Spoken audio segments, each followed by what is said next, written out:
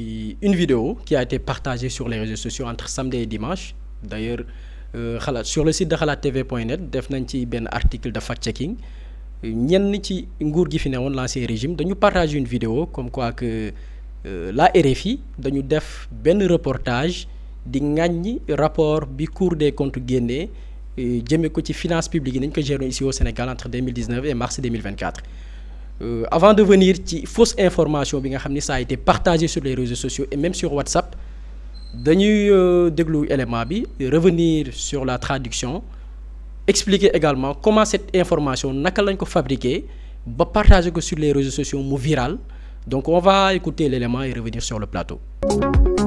Un rapport biaisé et incohérent, la Cour des comptes sous pression politique. Le récent rapport de la Cour des comptes sur la gestion financière du précédent régime s'inscrit dans un contexte hautement politique. Or, loin d'apporter un éclairage impartial sur les finances publiques, il se distingue par des contradictions flagrantes, des imprécisions méthodologiques et une complaisance manifeste vis-à-vis du nouveau gouvernement. Ce document, censé être une référence en matière de transparence budgétaire, semble avoir été rédigé sous contrainte politique, compromettant ainsi sa crédibilité et son objectivité. Une analyse approximative de la dette publique. L'un des axes majeurs du rapport concerne l'encours de la dette publique, mais il se distingue par une absence d'évaluation précise. La vidéo, comme on l'a écouté, élément bi waa ñenn ci l'ancien régime partagé sur les réseaux sociaux que RFI dafa def un reportage di ŋàññi le rapport de la Cour des comptes bi ñu publié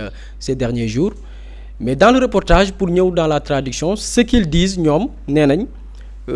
d'après voix bi wax ci élément bi que rapport bi dañ ko produire sous pression politique. C'est-à-dire que nguur gi fi nekk c'est eux qui ont commandité ce rapport, ñoom ñoo mettre la pression sur les auditeurs pour que ñu produise ce rapport-là. Ce qui est archi faux dans la mesure où Cour des comptes depuis le régime de Macky Sall dañu mës a liggéey dans l'autonomie, dans l'indépendance. Raison pour laquelle Ismaïla souligné woon na ko il y a quelques jours, raison pour laquelle rapport du Cour des comptes daan produire Macky Sall du ko génnee parce que xam ne ni ñii li ñuy produire du moom moo leen koy imposer. Mu ñëw aussi sur les données. Ne données yi dafa am divergence, ils n'ont pas fourni de données fiables alors que c'est archi faux. D'ailleurs ce qui prouve que élément bi même n'est pas sérieux tey Cour des comptes dafa indi des données teg yow booy contredire da ngay indi des données yow aussi teg contre def mu am une certaine contradiction mais da ngay ñëw une voix off démentir sans aucune preuve sans aucun élément boo xam ne nit mën na ci laal ni dindi nga lii dindi nga chiffre yi lii moo ci jaadu. Léegi nag bi ñu defee les vérifications on s'est rendu compte que c'est une fausse information dans la mesure où information bi bàyyeekoowul RFI France 24 produire ko du benn ci ces deux organes là ñoo produire cette information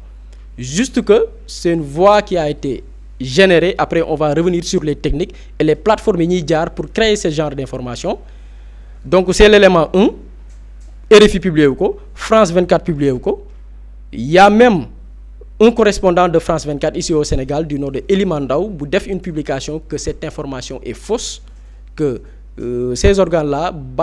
élément bi bàyyeekowul ci ces organes-là. Donc là c'est le deuxième élément. Beneen troisième élément bi mooy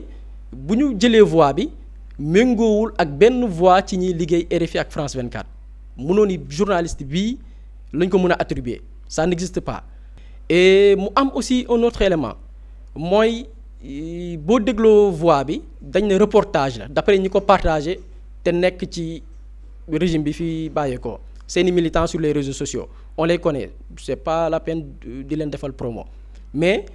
c'est pas un reportage. Nous qui faisons le journalisme boo déggee élément bi li muy gën a rapproché mooy un commentaire du sax analyse parce que analyse da nga ñëw indi des données, c'est un commentaire. Donc c'est pas un genre journalistique boo xam ne mën nga ni reportage la. Reportage c'est un travail de terrain, des illustrations visuelles wala sonores, c'est ça la ñu mën a sukkandiku pour wax ni là c'est un mais c'est pas un reportage, c'est faux. L'autre élément mooy li ñu mën a jàpp pour l'instant mooy c'est un élément qui a été généré grâce à l'intelligence artificielle. Intelligence artificielle benn outil la bu bees bu nasaraan si yenn ci les pays développés comme les États-Unis, la Chine développer des outils pour que nit ki mën a générer du texte à travers des outils yu ci mel ni ChatGPT. Outil la boo xam ni tey par exemple comme gars yi li ñu def nii information génn na sur la gestion des finances publiques yow en tant que militant bu bokk ci benn parti boo xam ne information bi arrangé la da ngay dem chat GPT nga tàppe waaw rapport baa ngi nii maintenant dama bëgg ngeen jox ma benn texte boo xam ne dafay contredire dafay weddi lii léegi chat GPT ni muy def daf lay générer benn texte indil la contradiction mooy texte bi ngeen dégg waa ji di ko lire c'est généré grâce à l'intelligence artificielle donc c'est l'étape 1 boo paree ci étape boobu noonu il y a d'autres outils yu ñu mën a dippee des générateurs de voix comme am na bu ñuy woowe Eleven Labs benn outil la boo xam ni texte bi nga jëlee chat GPT da nga ko koy proposer moom mu jox la voix mun nga choisir tonalité bu la neex bu dee voix journalistique nga bëgg mu jox la ko bu dee voix féminine nga soxla mu jox la baatu jigéen bu dee voix boo xamante ni c'est dans le cadre de la publicité mu jox la voix boo xam ni c'est publicitaire donc da ngay dem ci plateforme nga ñu générer la ko.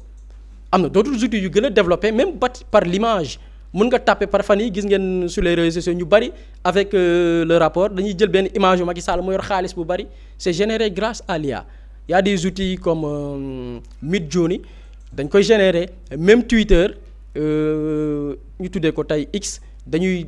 développer benn IA boo xam ne da lay permettre nga taper benn personnalité nga ne image bii laa bëgg ñu boole ko bëgg naa tey benn image ñu boole Macky Sall mu yor xaalis bu bari puisqu'on parle de détournement de deniers publics mu générer la image yu Macky Sall mu yor xaalis bu bari alors que c'est généré grâce à l'IA donc ces mêmes outils là la gars yi utiliser bii pas générer une voix à travers des plateformes yu ci mel ni Eleven Labs mu jox la voix nga dégg ko ne kii de reporter français la nasaraan bu mag la et puis am na sax benn genre complexe bu ci am et on va en revenir pourquoi yow boo bëggee authentifier sa information il va falloir nga attribuer ko benn média international c'est les mêmes pratiques yi fi doon am suñu régime yi fi nekkoon balaa ñuy wax lu am solo jëmale seen réew il va falloir que ñu dem RFI France 24 donc même idéologie bi la ñu nekk di continuer parce que pour authentifier une information il va falloir que ñu copier RFI France 24 ne ñoo ko joxe pour gëmloo ñi waaye information bi c'est vrai alors que c'est faux donc il y a ces outils là et am na aussi beneen outil boo xam ne tey si tu veux authentifier jox gëdd par exemple li ngay générer comme voix bi nii gars yi générer nii xam ne c'est généré grâce à l'IA pour authentifier ko gars yi mën nañ utiliser voix boo xam ne c'est réel tey y a une plateforme bu ñu dippee Fiverr plateforme de freelance la ñi nga xam ne dañuy c'est des travailleurs indépendants que ce soit dans le domaine de la rédaction web que ce soit dans le domaine du design que ce soit dans le domaine de confection de site web ces outils là dañ lay permettre aussi am na ñu fa nekk ñoo xam ne voix off la ñuy def dañuy ñëw présenter leur service yow mi soxla voix off soxla une voix journalistique nga ñëw fay ñu defal la voix nga envoyé leen texte bi nga bëgg ñu liiral la ko envoyé la ko en moins de 24 heures boo leen nee sax dans une heure laa ko soxla ñu liiral la ko envoyé la ko mais l'importance pourquoi gars yi di solliciter ce genre de service pour avoir l'authenticité joxe impression que information bi dëgg la nit dëgg njaay moo koy wax fekk que nit ki dafa inscrire ci benn plateforme bu ñu tuddee Fiverr générer une voix journalistique jël ko boole ko une image illustrer ko tasaare ko sur les réseaux sociaux c'est la même méthode même stratégie l'ancien régime bon je dirais pas l'ancien régime mais ñenn ci ñu dippee seen bopp seeni militants parce qu'on a vu il y a des captures bu ngeen xoolee article bi ñu def sur le site de xalattv.net il y a des captures d'écran des gens yoo xam ni ñoom ñoo leen di soutenir sur les réseaux sociaux ñoom ñooy propager la propagande bi nga xam ne moom la ñu nekk di mener donc loolu la ñu utiliser ces techniques là ba fabriquer cette information qui est fausse amul dëppoowul ak dëgg ça a été généré par l'intelligence artificielle fake news la donc méthode yooyu la gars yi utiliser ba générer ce genre d'article là. ku ko soxla mën nga ko fekk ci page. Oui, effectivement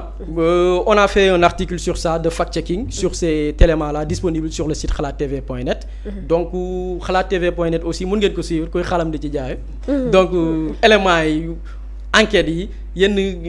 trucs mbind yi nga xam ne nii bëgg nañ am des éléments factuels avec des illustrations et tout mën ngeen ko retrouver sur xalattv.net. am na solo kon mi ngi noonu nekkoon les minutes pédagogiques ñu di ci doon ànd ak ki nga xamante ni moom moo di Boury Diakhaté ginnaaw bi dañuy daal di ànd ak yéen xool li nga xamante ni gën na daal di fës jëm ci li nga xamante ni moom moo di actualité ñu dem régie daal di dikkaat léegi.